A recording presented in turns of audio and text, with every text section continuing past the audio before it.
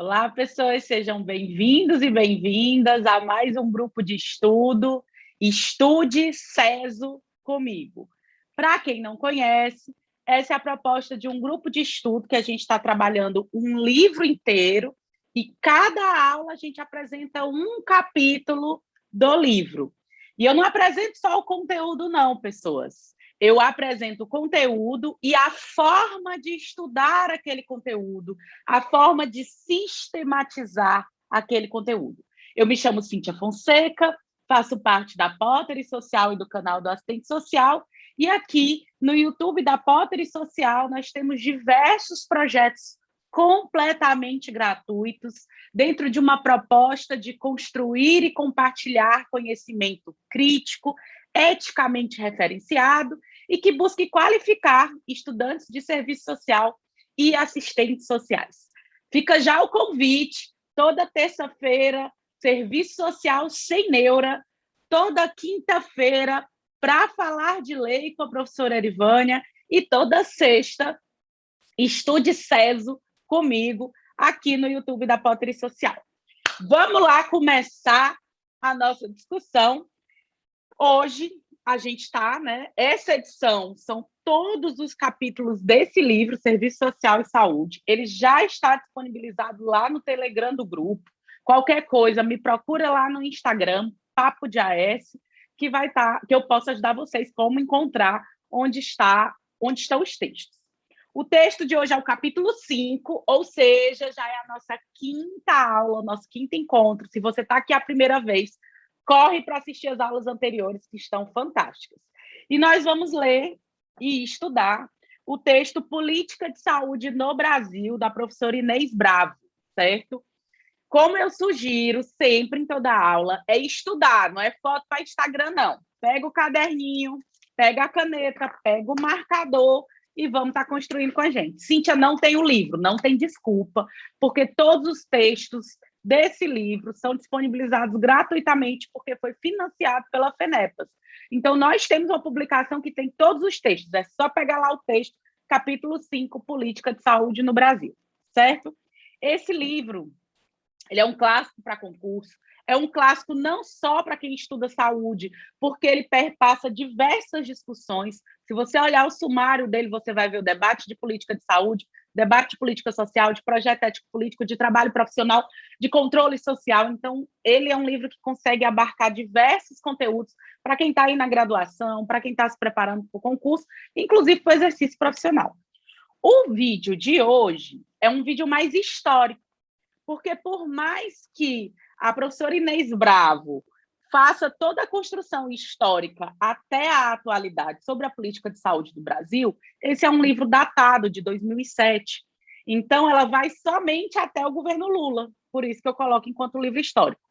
Enquanto artigo histórico. Enquanto artigo histórico, qual é a primeira metodologia para sistematizar essa aula? Faça uma linha do tempo.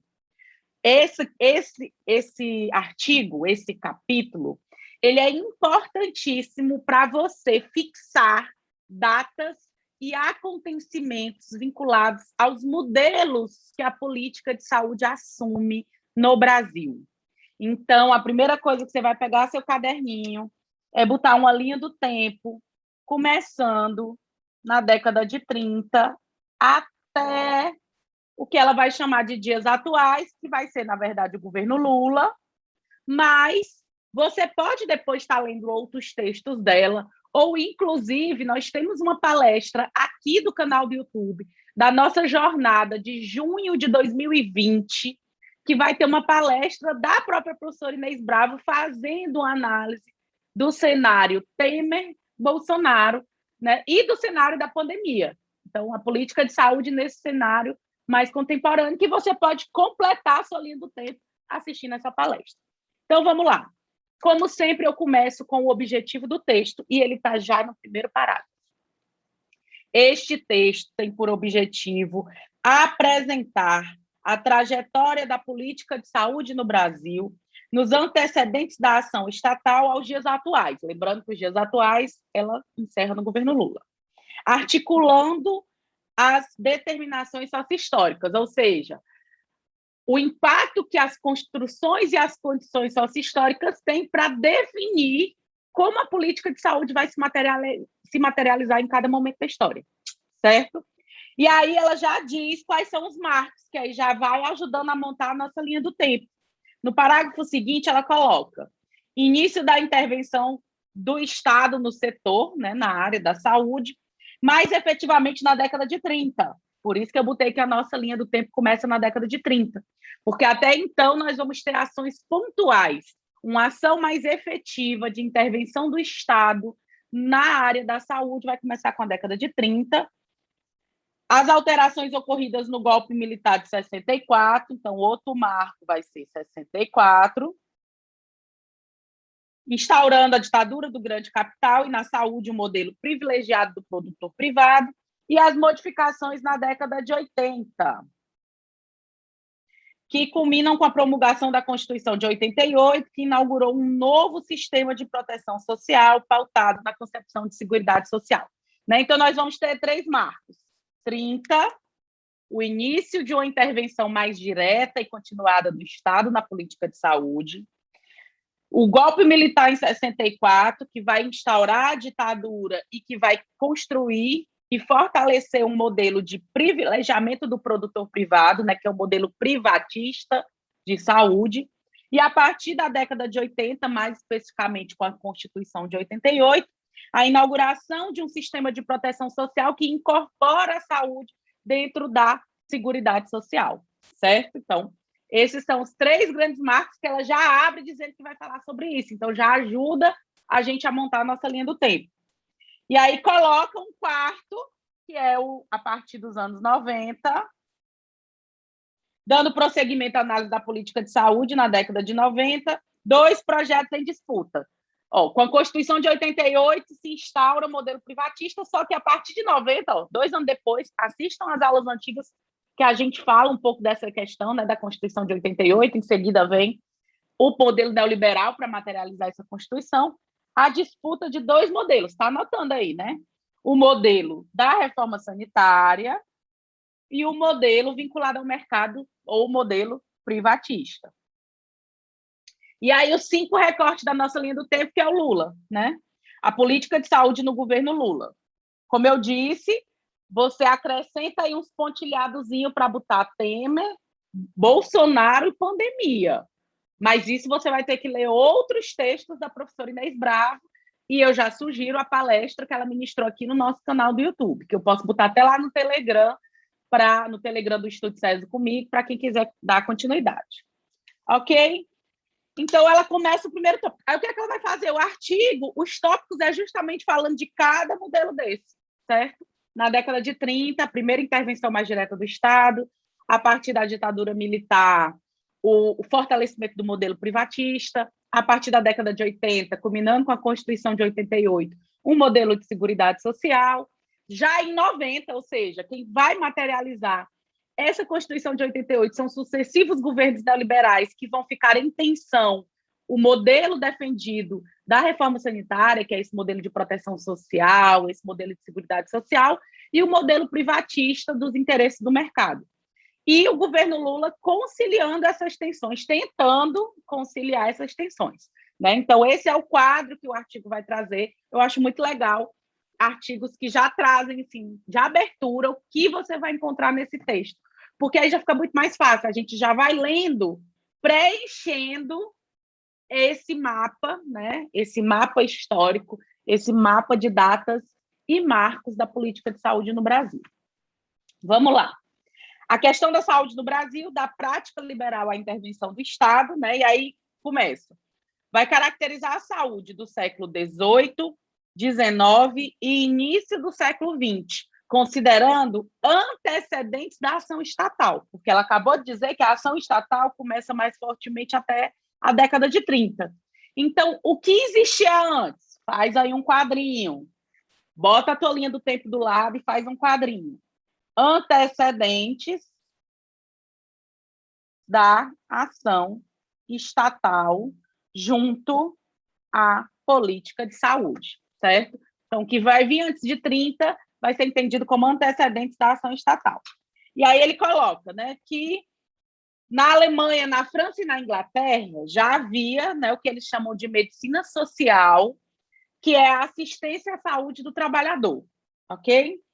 A conquista de alguns direitos sociais pela classe trabalhadora foi mediada pela interferência estatal no seu papel de manutenção da ordem capitalista e de mediação da relação entre as classes. Ou seja, no mundo, esses antecedentes vão ser chamados de medicina social, vinculada à assistência e à saúde do trabalhador, com foco às primeiras experiências, Alemanha, França e Inglaterra, tá anotando, né?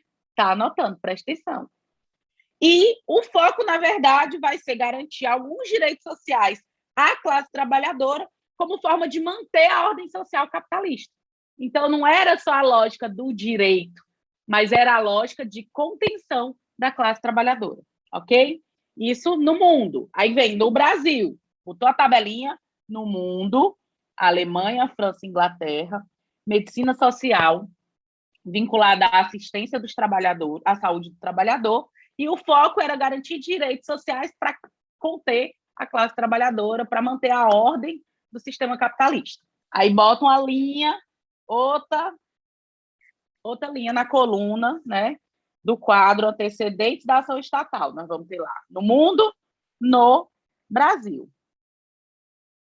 No Brasil, a intervenção estatal só vai escorrer no século XX, mais efetivamente na década de 30. Isso a gente já viu no segundo parágrafo. No século XVIII, a assistência médica era pautada na filantropia e prática liberal. No Brasil é isso, filantropia e prática liberal. No século XIX, em decorrência das transformações econômicas e políticas, algumas iniciativas surgiram no campo da saúde pública. Aí vem lá, vigilância do exercício profissional e campanhas, geralmente vinculadas, né, a questões sanitárias. Então, vamos lá, no século XVIII, filantropia e prática liberal. No século XIX, algumas ações pontuais de vigilância do exercício profissional e campanhas, geralmente vinculadas, né, a questões sanitárias. No último ano do século, a questão da saúde já aparece como reivindicação nascente do movimento operário.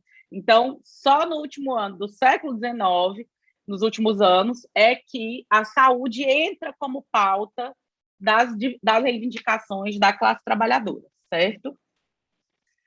E aí começa a iniciativa de algumas a organização do setor de saúde, que será aprofundada a partir da década de 30. Né? Uma das primeiras iniciativas, marco aí, Lei Eloy Chaves, de 1923, que dentro dos conjuntos de seguros, que vão ter um foco na previdência, vai ter o que a gente vai chamar de medicina previdenciária, que vai ter alguns benefícios vinculados à saúde dentro dessas caixas de aposentadoria e pensão, certo?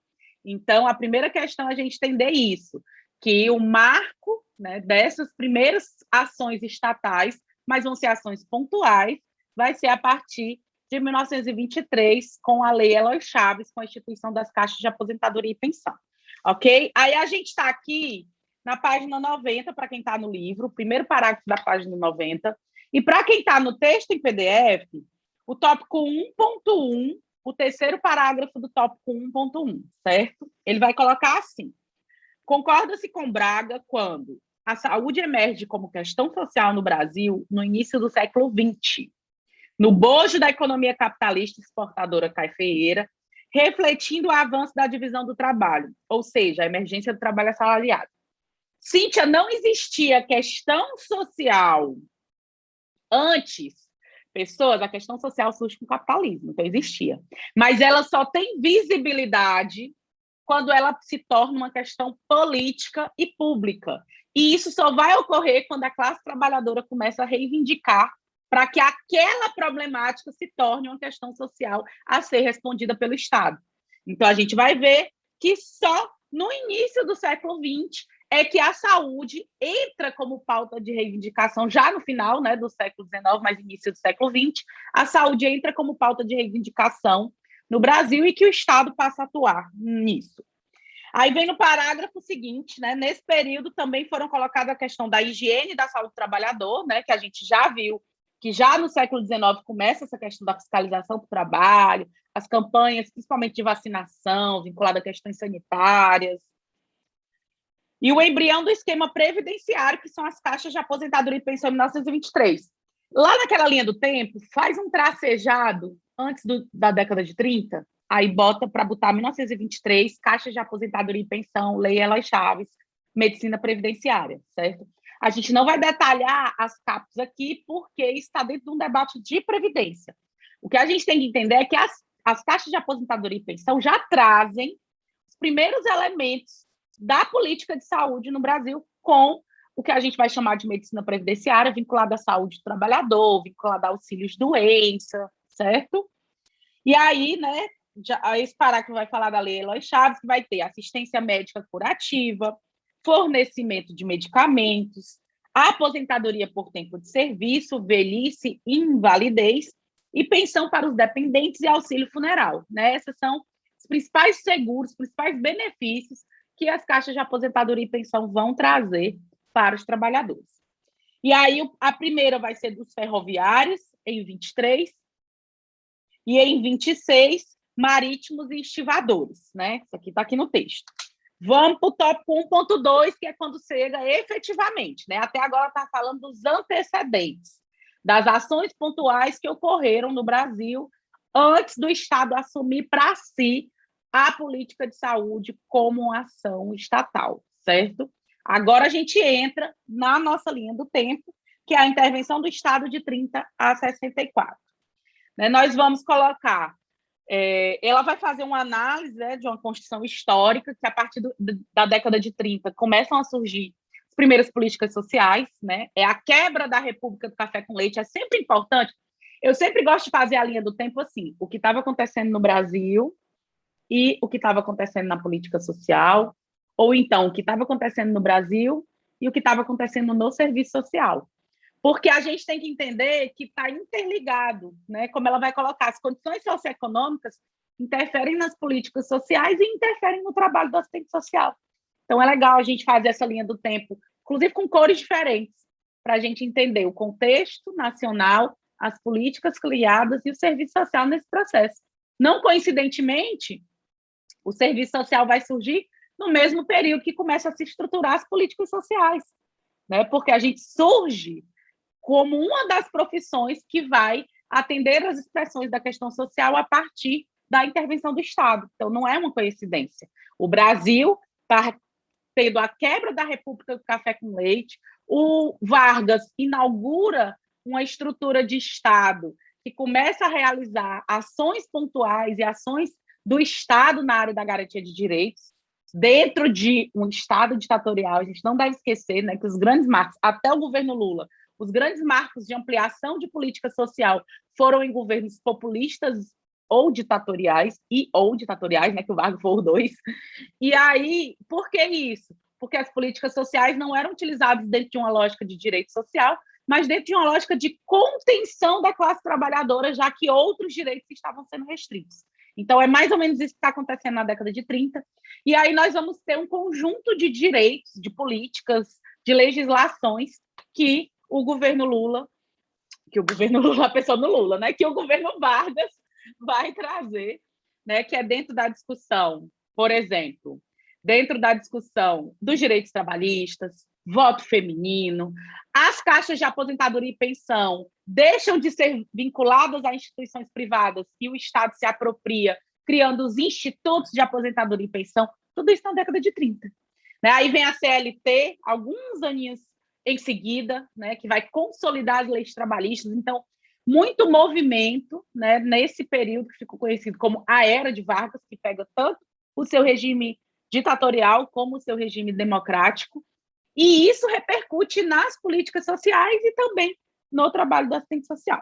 Então, coloca isso, né, o surgimento das políticas nacionais, políticas sociais nacionais, e aí no terceiro parágrafo desse tópico, e o segundo parágrafo da página de 91 vai ter. A política de saúde formulada nesse período era de caráter nacional, organizada em 2 subsetores, o da saúde pública e o da medicina previdenciária, né? Então, coloca aí na década de 30, como é que era organizada a política de saúde na sua primeira estrutura e organização estatal. Ela tinha 2 setores, a saúde pública, anota aí lá na tua linha do tempo, e a medicina previdenciária. A gente já sabe que a medicina previdenciária era vinculada lá às caixas de aposentadoria e pensão, que vão virar os institutos de aposentadoria e pensão. Então, vai ser a política de saúde vinculada aos trabalhadores que estão oficialmente inseridos no mercado de trabalho. Já a saúde pública, a gente já vai ver algumas ações que são vinculadas à saúde pública, que são ações mais voltadas a campanhas, à vacinação, à questão sanitária. Vamos ver aqui. As principais alternativas adotadas pela saúde pública no período de 30 a 40 foram, segundo Braga, aí tem uma lista, tá vendo? Faz um quadrinho. Ó, você tá vendo que a gente está com a linha do tempo, mas cada década a gente está descendo e montando um quadro, né? A gente fez na linha do tempo os antecedentes, que eu mandei botar tracejado, aí fez um quadro dos antecedentes no mundo e no Brasil. Agora a gente está na primeira ação estatal na saúde, que vai de 30 a 64. Você vai botar na linha do tempo data e acontecimento.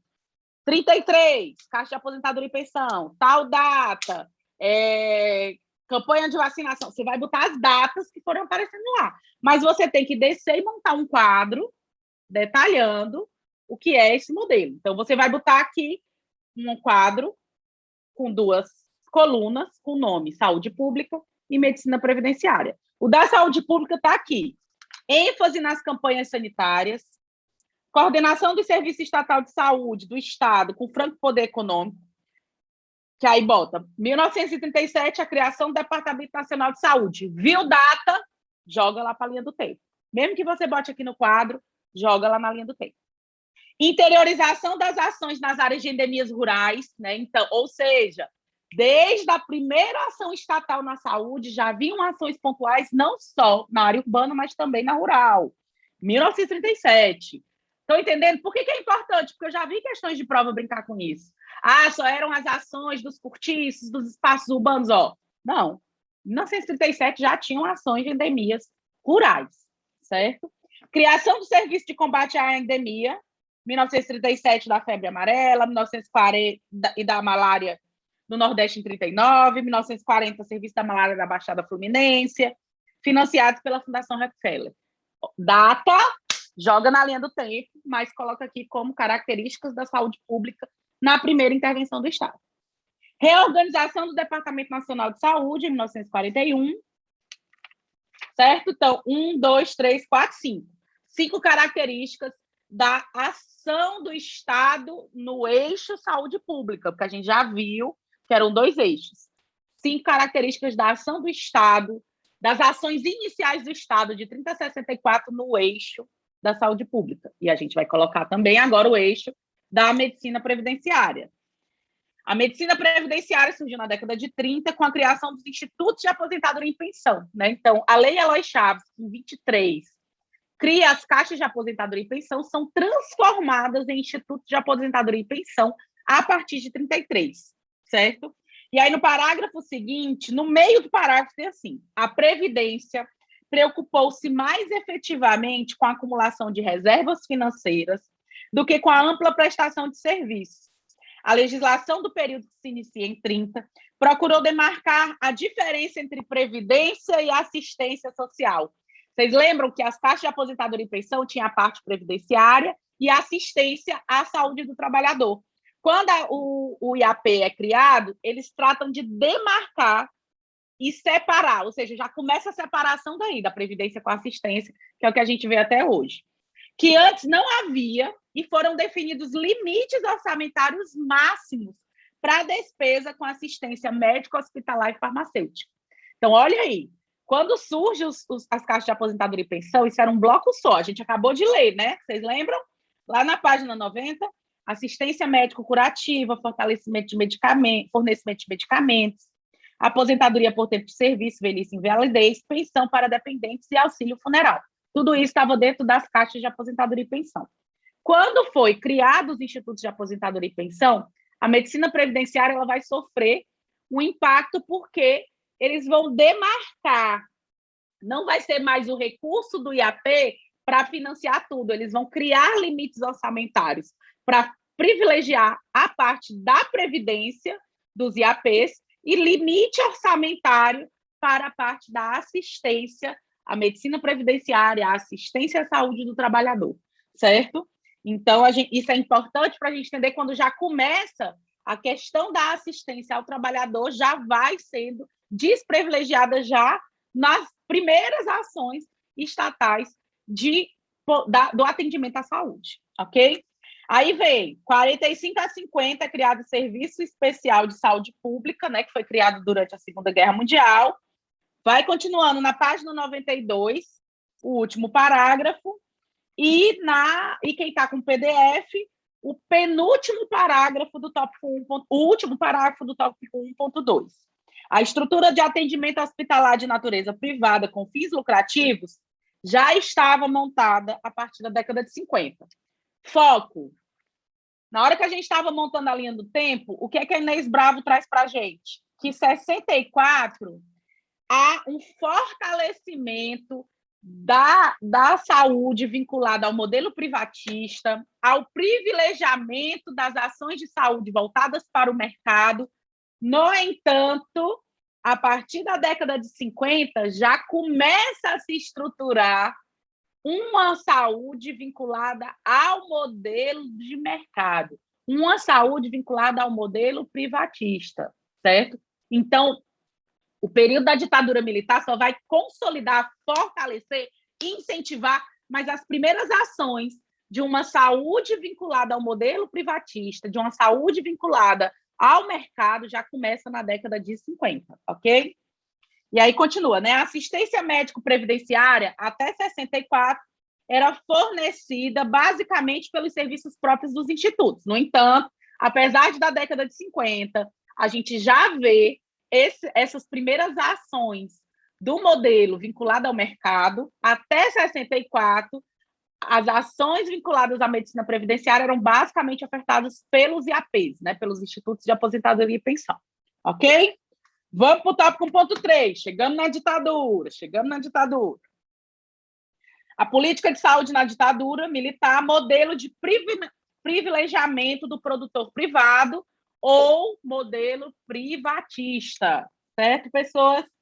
Aí vem, segundo parágrafo desse tópico, em face da questão social no período de 64 a 74, o Estado utilizou para sua intervenção o binômio repressão-assistência. Anota aí como característica. Já fez o quadro? Pois monte o quadro. O que é esse binômio repressão-assistência? Que as políticas sociais não foram pensadas na lógica dos direitos sociais, mas na lógica de conter a classe trabalhadora, já que os direitos civis e políticos estavam cerceados. Então, a gente garante assistência para conter a classe trabalhadora, se ela não se contém, a gente garante a repressão, certo? E aí, a unificação da Previdência, com a junção dos IAPs em 66, olha aí, 23 caixas de aposentadoria e pensão vinculadas a empresas, 33 institutos de aposentadoria e pensão vinculados a ramos de atividade, trabalhadores ferroviários, trabalhadores marítimos. Em 66, unificação dos IAPs, criando uma estrutura única de previdência social. E aí vem, né? Essa unificação da previdência social vai dar um crescente papel de intervenção do Estado na sociedade e o alijamento dos trabalhadores do jogo político. Por quê? Porque tanto nas caixas de aposentadoria e pensão como nos institutos de aposentadoria e pensão, havia representantes dos trabalhadores na gestão, certo, pessoas? Na gestão dos IAPs e das CAPs. Coisa que, com essa unificação e centralização do Estado, retira-se a classe trabalhadora do processo decisório, do processo de gestão, inclusive de saber de onde é que estava vindo dinheiro e para onde é que estava indo o seu dinheiro, já que é eles que estão contribuindo. E aí vem, né, o Estado da sociedade e o alijamento dos trabalhadores com a exclusão da gestão da Previdência, ficando-lhe reservado apenas o papel de financiador, que é o que nós temos até hoje. Né? Nós nunca conseguimos, a gente já viu, tanto na aula de seguridade como na aula de controle social, que nunca foi criado, né, um conselho, como tem um Conselho Nacional de Assistência, Conselho Municipal de Assistência, de saúde e de previdência. Não foi. A medicalização da vida social foi imposta tanto na saúde pública quanto na previdência social, até porque a medicalização da vida social é de interesse do mercado, né? Essa questão da venda dos medicamentos, né? Então, a indústria farmacêutica, ela incentiva que tudo tem que ser patologizado, tudo tem que virar doença e tudo tem que ser medicalizado. E aí, segundo Oliveira e Teixeira, foi implantado no país um modelo de privilegiamento do produtor rural. Parou. A gente já fez o quadro, dentro da linha do tempo, a gente desceu para o quadro, né? Saúde pública, medicina previdenciária de 30 a 64. Agora a gente vai ver as características, um outro quadro. Vocês estão vendo como esse texto é muito didático? Porque ela já entrega os quadros prontos para a gente. Faz aí o quadro. Olha as características da saúde na ditadura, né? 64, 74. Extensão da cobertura providenciária de forma a abranger a quase totalidade da população urbana, né? Então, a Previdência ampliou-se, incluindo após 73, inclusive os trabalhadores rurais. Viu data, vai lá para a tua linha do tempo. Viu data, vai lá para a tua linha do tempo. ênfase na prática da medicina curativa. Olha as características: medicina curativa, individual, assistencialista e especializada, e articulação do Estado com os interesses do capital internacional via indústria farmacêutica, que a gente acabou de ver, e equipamentos hospitalares. Ou seja, esse modelo privatista, que é o modelo que a gente tem hoje, ele privilegia a medicina curativa e não a preventiva. Por quê? Porque é o que dá lucro. Porque se eu previno que você fique doente, você não vai encher o bolso da indústria farmacêutica. Então, eu preciso que você fique doente para que o Estado compre equipamentos para poder tratar a sua doença, para que você tenha que tomar medicamentos, para que você faça cirurgias gastando mais equipamentos e mais medicamentos da indústria farmacêutica, certo? Então, esse modelo de medicina curativa no lugar da preventiva, dentro de uma lógica individualizada e não coletiva, ela é um modelo privatista que se fortalece na ditadura e que a gente vivencia até hoje como muito forte, né, dentro da direção do Estado. Outra característica: criação do complexo médico-industrial, responsável pelas elevadas taxas de acumulação de capital. Outra característica: interferência estatal na Previdência, né? A Previdência se centraliza, o Estado centraliza as IAPs, desenvolvendo um padrão organizado da prática médica orientada para a lucratividade do setor de saúde, propiciando a capitalização da medicina, organização da prática médica em moldes compatíveis com a expansão do capitalismo do Brasil, né, com a diferenciação do atendimento em relação à clientela e das finalidades, né? Então, há também uma estratificação de classe dentro do atendimento, com os planos de saúde, com o atendimento privado, né? Então, é como se fosse uma saúde de segundo grau, de segunda classe, para a classe trabalhadora, certo? Então, essas são as características do modelo de saúde implementado no período da ditadura, que é o modelo de privilegiamento privilegiamento do mercado, que é o modelo privatista, que é o que a gente tem até hoje, certo? Aí vem na década de 80, tópico 2, página 95, a política de saúde na década de 80, construção do projeto de reforma sanitária, que aí vai ser de 80 a 90, né? Que vai ser só a lógica do projeto de reforma sanitária, o movimento de reforma sanitária, aí vai ter alguns marcos importantes. Segundo parágrafo: a saúde nessa década contou com a participação de novos sujeitos sociais na discussão das condições de vida da população brasileira e das propostas governamentais apresentadas para o setor, contribuindo para um amplo debate que permeou a sociedade civil. Lembra que cada marco, a gente está criando um quadro, pois bota aí um quadro. Qual a característica? A característica é a participação de novos atores e novos sujeitos na definição e luta pela política de saúde, né, que vai ser o período da Assembleia Constituinte, vai ser o período do movimento de redemocratização, que vai estar conciliado com o movimento de reforma sanitária. Principais propostas: olha aí as características, universalização do acesso, concepção de saúde como direito social e dever do Estado, reestruturação do setor através das estratégias de um sistema unificado de saúde, descentralização do processo decisório para a esfera estadual e municipal, financiamento efetivo e democratização do poder local através de novos mecanismos de gestão, que no caso são os conselhos de saúde. 6 características que você vai botar lá no quadro desse modelo sanitarista, desse modelo protetivo da política de saúde, que é o que tem no marco, dentro da Constituição de 88, da Assembleia Constituinte, que vai ter no parágrafo seguinte, o grande marco que você vai botar, pessoas, o grande marco desse modelo protetivo, desse modelo de política de saúde, defendido pela reforma sanitária, olha aqui, o fato marcante, é ótimo que ela bota até o nome para você não errar. 8ª Conferência Nacional de Saúde, realizada em março de 86, em Brasília. Isso é um marco, várias provas de questão. Se você já fez aí concurso na área da saúde, que falou sobre o marco do modelo sanitarista, que falou sobre a política de saúde dentro do modelo sanitarista, que falou sobre o processo de redemocratização, essa data é central. 1986, a 8ª Conferência Nacional de Saúde, porque é de lá que vão sair os fundamentos da concepção de saúde defendida, que está lá materializada no SUS, que está lá materializada em todo o debate de quem defende, né, o modelo de universalização, todas essas características que eu acabei de citar, certo? E aí vamos para a página 97, quem está no livro, e quem está no PDF, tópico 2, 1, 2, 3, 4, 5, 6, 7º parágrafo do tópico 2, quem está no PDF, primeiro parágrafo da página 97, quem está no livro.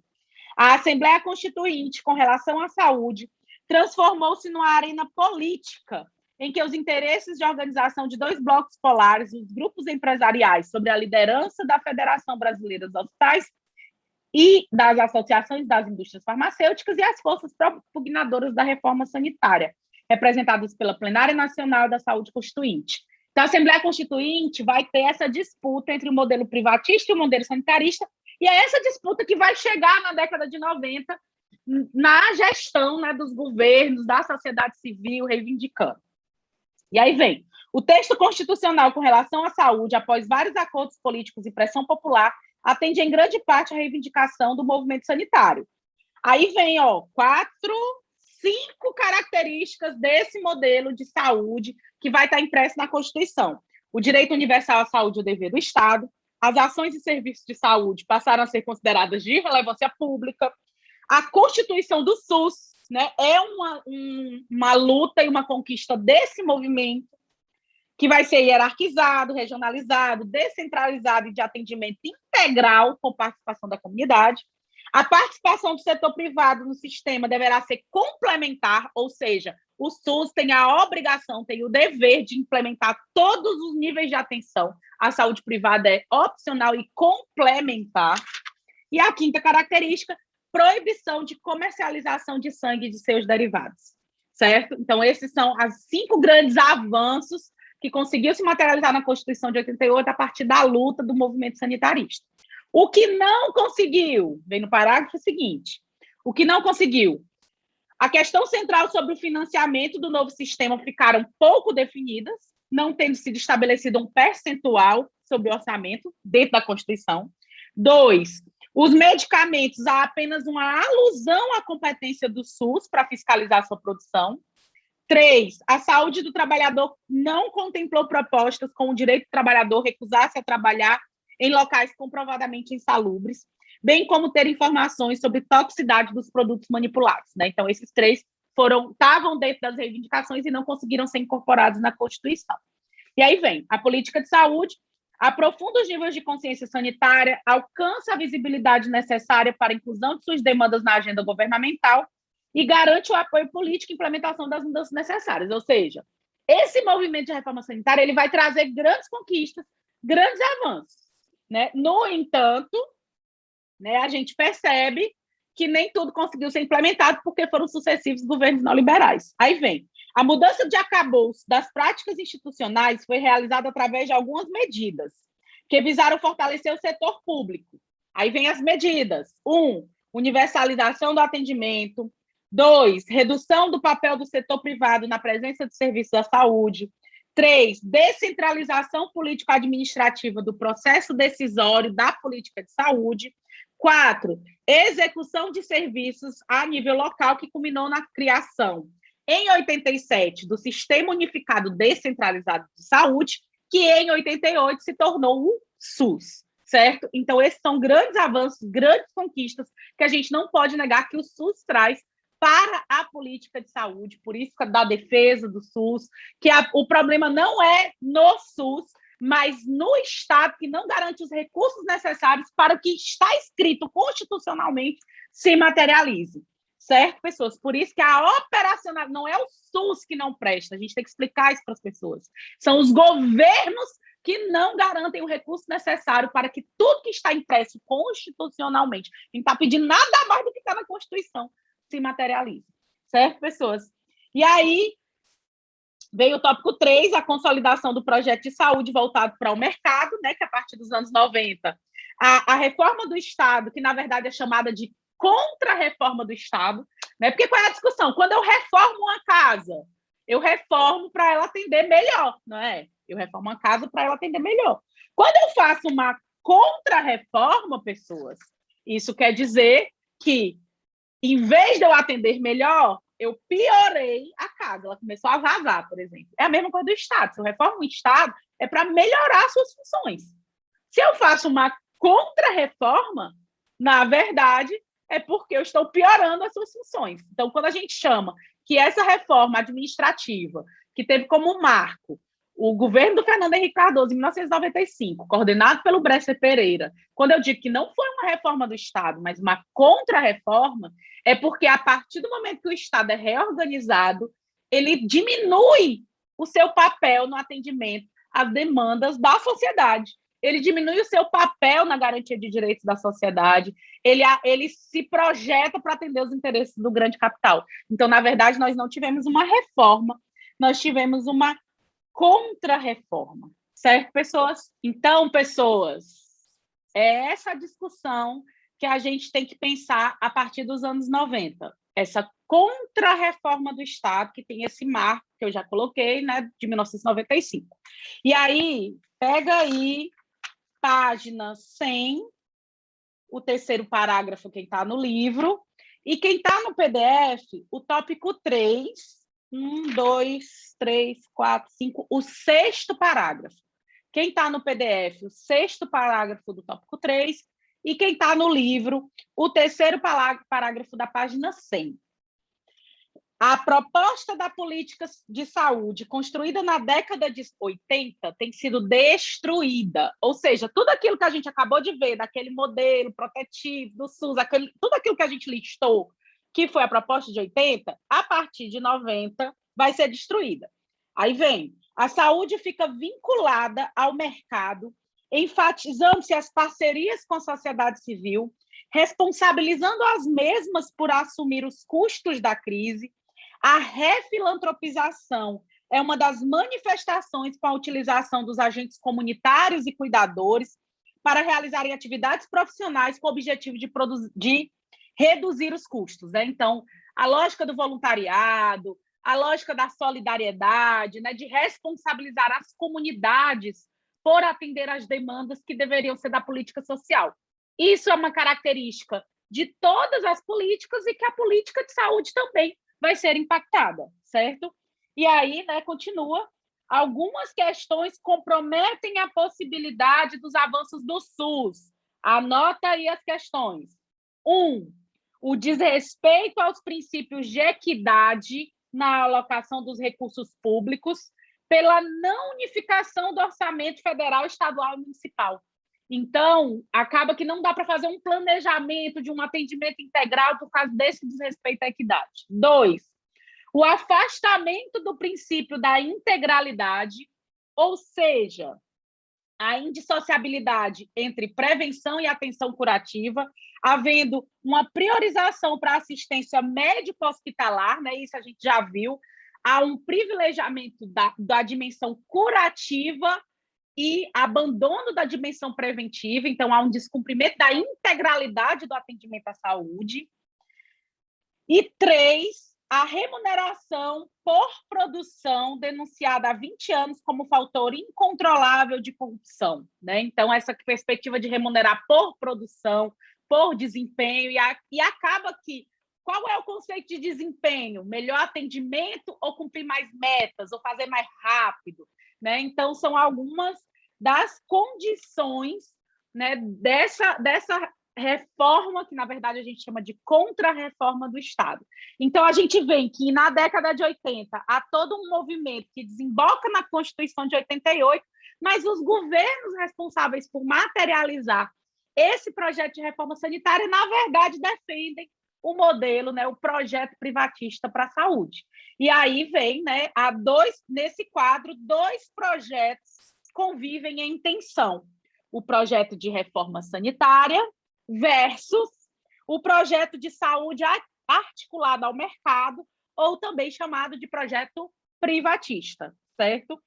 E aí vem algumas características que eu vou trazer, né? O projeto de reforma sanitária, fruto da luta de mobilização dos profissionais da saúde, articulada aos movimentos populares, pautando-se na concepção de Estado democrático e de direito responsável pelas políticas sociais e, por conseguinte, a saúde. Vocês viram que eu botei que você faz um quadro assim, ó, 2 projetos em tensão. Aí bota assim, projeto de reforma sanitária versus projeto privatista, certo? Vinculado ao mercado. Aí embaixo do projeto de reforma sanitária, você escreve assim, projeto fruto das lutas e mobilização dos profissionais de saúde, articulado ao movimento popular, pautando-se na concepção de Estado democrático de direito, responsável pelas políticas sociais e, por conseguinte, pelo Estado. Fechou. Do outro lado, dentro do projeto privatista ou projeto articulado ao mercado, reatualização do modelo assistencial privatista, que vai ter a premissa, concepções individualistas e fragmentadoras da realidade, em contraponto às concepções coletivas, caráter focalizado para atender as populações vulneráveis através de pacotes básicos para a saúde, ampliação da privatização, estímulo do seguro privado, descentralização dos serviços ao nível local e eliminação da vinculação de fonte com relação ao financiamento. Essas são as características do modelo privatista. Entenderam, né? Vocês vão botar assim, 2 projetos de tensão. Projeto de reforma sanitária, eu acabei de ler, modelo privatista, acabei de ler. Faz esse quadrinho, porque geralmente nas provas invertem os conceitos. Então, a gente tem que saber que existem esses 2 modelos em tensão. Certo, pessoas? Aí vamos lá para o tópico 4, que é a saúde no governo Lula. Lembrando que aqui está dizendo como atualidade, mas, na verdade, como é um livro datado, são questões históricas, certo? E aí, o que é que nós vamos colocar? 1, 2, 3, 4. O 5º parágrafo desse tópico 4 vai trazer alguns aspectos que o governo Lula inovou, certo? Então, o que é que a gente vai dizer? O governo Lula foi um governo neoliberal? Sim. Mas a gente não pode negar que ele traz avanços na área social. Então, a primeira coisa que ela começa a dizer é que o governo Lula foi um governo neoliberal, a gente não tem essa divergência, mas ele traz, sim, alguns avanços da política de saúde e vai estar exatamente no 5º parágrafo do tópico 4. Vamos lá, quais são os aspectos? 1. Retorno da concepção de reforma sanitária, que nos anos 90 foi totalmente abandonado no governo Fernando Henrique Cardoso. 2. Escolha de profissionais comprometidos com a luta da reforma sanitária para ocupar o 2º escalão do Ministério, né? Então, ele incorporou profissionais intelectuais tradicionais da luta pela reforma sanitária para compor a gestão da política de saúde. 3. Alteração nas estruturas organizativas do Ministério de Saúde, sendo criado algumas secretarias e extinguindo outras, para se alinhar a essa lógica do modelo sanitarista. 4. Convocação extraordinária da Conferência Nacional de Saúde. 5. Participação do ministro da Saúde nas reuniões do Conselho Nacional para ouvir, né, as discussões e deliberações do Conselho Nacional. 6, escolha de representante da CUT, da Central Única de Trabalhadores, né, de um dos maiores movimentos sindicais da classe trabalhadora, para assumir a secretaria executiva. 7, são 9, viu? 7, criação da Secretaria de Gestão do Trabalho em Saúde. 8, criação da Secretaria de Atenção à Saúde, que visa unificar as ações de atenção básica, ambulatorial e hospitalar, dentro da lógica da integralidade. E 9, criação da Secretaria de Gestão Participativa, que tem como função fortalecer o controle social. Né? Então, apesar de entender que o governo Lula manteve o projeto neoliberal de Estado, essas 9 inovações, né? Essas 9 características do que a gente defende como modelo sanitarista de saúde foram incorporadas ao governo Lula, diferente do que ocorreu nos anos 90, certo? Então, anotem aí nesse quadrinho, certo? Mas o texto vai trazer mais 9 características de continuidade do modelo privatista, né? Então, você vai botar assim, tensionamentos da política de saúde no governo Lula, incorporações do projeto sanitarista, que são essas 9 características que eu acabei de ler, e continuidade do modelo privatista, que são as 9 características que eu vou dizer agora, que está na página 104, o terceiro parágrafo, com aspectos de continuidade. Eu não disse que é muito didático o texto da Inês, porque ela diz assim, ó, com aspectos de inovação, aí lista os 9. Aí vem, com aspectos de continuidade, aí lista os 9. 1, ênfase na focalização, precarização e terceirização dos recursos humanos. 2, desfinanciamento. 3, falta de vontade política para viabilizar a concepção de seguridade social, né, dentro de um todo orgânico. Assistam a aula sobre seguridade social, que, se não me engano, é a segunda ou é a terceira aula, acho que é a segunda aula do Estude SESI comigo. 4, ampliação da contratação de agentes comunitários de saúde e inserção de outras categorias não regulamentadas, muitas vezes por base em indicação político-partidária e não por concurso público. 5, a não viabilização, de novo, né, da concepção de seguridade. 6, a não rearticulação do Conselho de Seguridade. Lá na aula de seguridade a gente vai ver que não foi construído, foi previsto em lei a criação de um Conselho de Seguridade, mas os governos posteriores não criaram, e o governo Lula teve a oportunidade de materializar os dispositivos constitucionais e fingiu que não sabia. 7, o financiamento do SUS vai passar por alguns problemas, né? Desarticulação da CPMF, da Receita do Setor de Saúde, utilização sistemática dos recursos do orçamento da Seguridade para garantir o superávit. Assistam o vídeo 3 desse livro, do Estude SESI comigo, que a gente apresenta essa questão da desvinculação, do superávit primário, essas coisas tudinho. 8, ampliar o conteúdo das ações de serviço de saúde, incluindo saneamento e segurança, ou seja, manteve o orçamento para a saúde e ampliou o que era serviço de saúde, incluindo saneamento e segurança alimentar, o que diminuiu o recurso, porque se eu mantenho a mesma quantidade de recursos e eu boto mais serviços, eu distribuo o dinheiro e fica menos para cada serviço. Né? Então, ele manteve o orçamento da saúde, mas ampliou o conceito de ação de saúde, incluindo saneamento e segurança alimentar. E 9, o governo se comprometeu com o FMI em estudar a desvinculação dos recursos para saúde e educação, o que significa eliminar da Constituição Federal os preceitos que obrigam a União, Estado e municípios a gastarem um percentual de todo o dinheiro arrecadado para a educação e para a saúde. Né? Então, aí tem 10. Perdão, pessoas, tem 10. A ênfase nas ações está em programas focalizados e não dentro de uma dimensão integral do atendimento à saúde. Então, foi um a mais, certo?